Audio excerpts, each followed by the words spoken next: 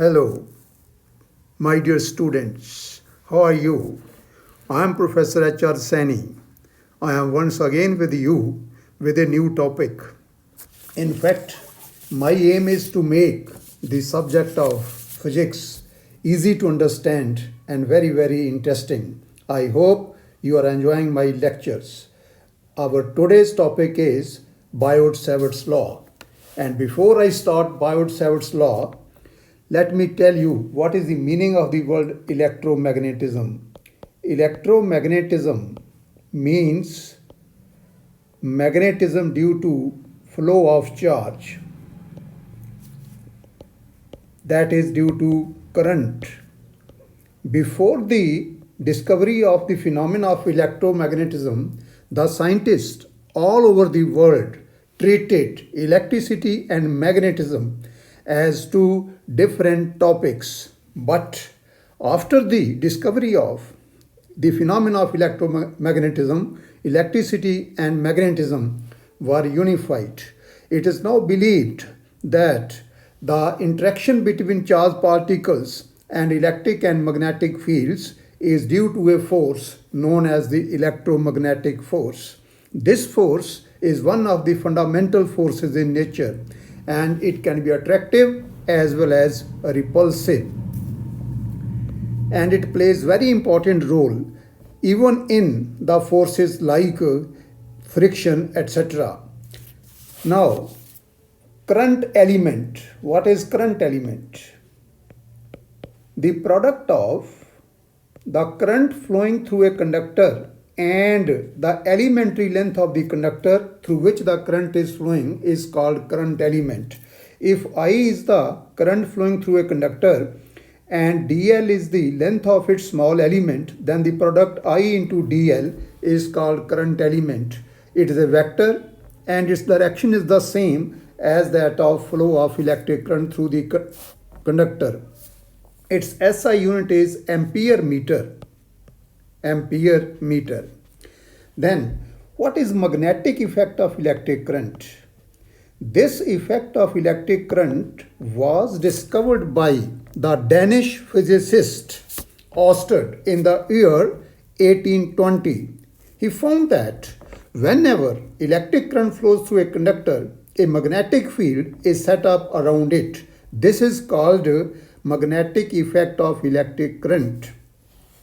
The strength of the magnetic field near a current carrying conductor was given by Biot-Savart, and the law given by them is called Biot-Savart's law. According to this law, if current is flowing through a conductor of xy,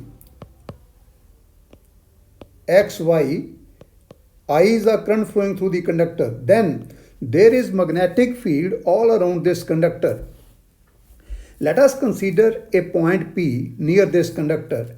Let the magnitude of magnetic field at this point be dB. Then according to Biot-Savart, the strength of this field dB or the magnitude of this field depends on the following factors. Number one, dB is directly proportional to the current flowing through the conductor. So stronger the current flowing through the conductor, more is the magnetic field and vice versa. Then it is directly proportional to the length of the element dl. That means dB proportional to dl. And I take the element over here, AB is the element whose length is dl and its midpoint is O.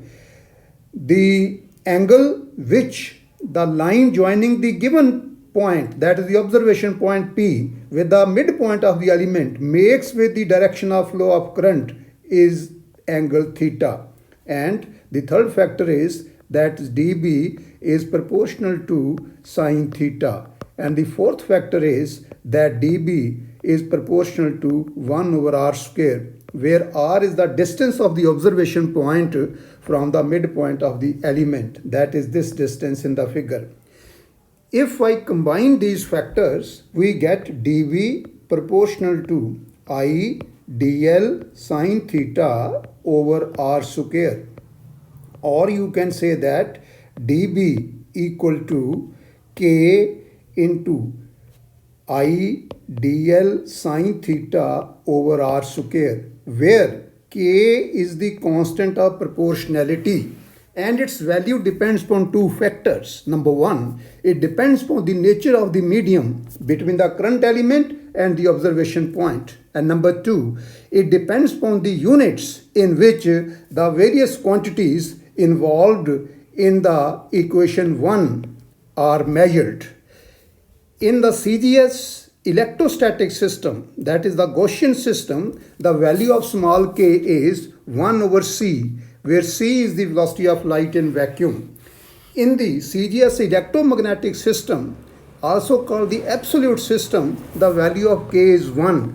But in SI, the value of k is mu naught upon 4 pi, where mu naught is called permeability of free space, that is vacuum, and its value is mu naught equal to 4 pi into 10 raised to the power minus 7 Weber per ampere per meter.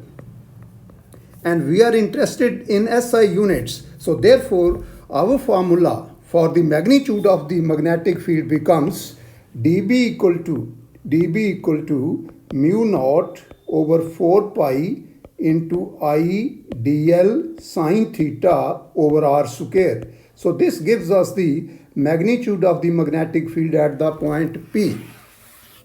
Now, as magnetic field, or it is also called magnetic induction or magnetic flux density, therefore it is a vector quantity, and in the vector form, the above equation may be written as dB vector equal to mu naught over 4 pi into I dl cross r cap over r square, where r cap is a unit vector in the direction of r vector, and the direction of r vector in the figure is from the midpoint of the element O to the observation point P. That means r cap is a unit vector in the direction from O to P.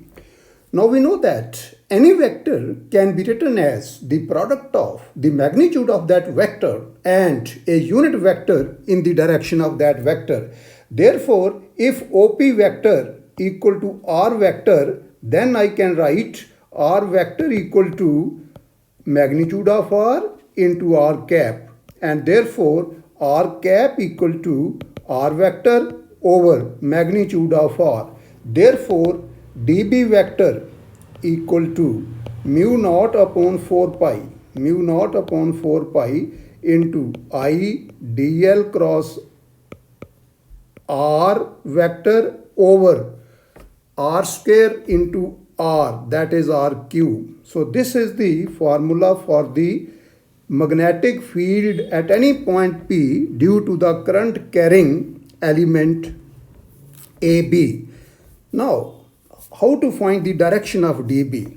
The direction of dB is the same as that of dl cross r and is given by the right hand rule for the cross product of two vectors.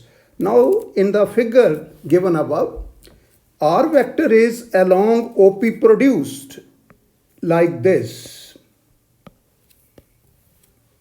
This is the direction of r vector, and you know that any vector can be displaced parallel to itself to any position. Therefore, I displace the dl vector from AB to the point P, because when we are to apply the right hand rule for the cross product of two vectors, the tail of the two vectors involved, that is in this case the tail of dl vector and r vector, should be at the same point, that is at P. So therefore I draw a line parallel to AB or DL at this point. So this gives us the direction of DL, and the angle between DL vector and R vector is theta. Now, applying right hand rule, we get the direction of DL cross R is perpendicular to the plane of the paper in the inward direction, because according to property of cross product of two vectors,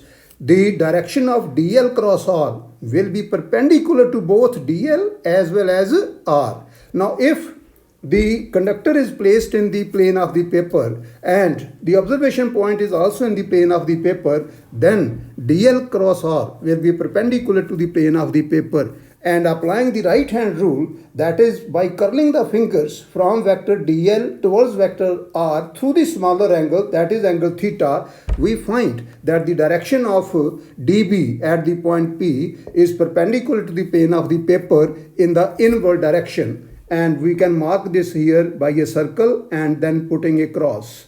So that is how we can find the magnitude and direction of the magnetic field due to the current element AB at any point P. Now, if capital B is the total magnetic field due to whole of the conductor XY, then B will be equal to integral dB and this is equal to integral mu naught upon 4 pi I dl cross r over r cube, and the limits of this integration depend upon the particular problem involved. So that is how Biot-Savart's law helps us in finding the magnitude and direction of magnetic field at any point near a current carrying conductor. So that is all for today's topic. I wish you best of luck. Keep studying and like, share and subscribe my channel. Thank you very much.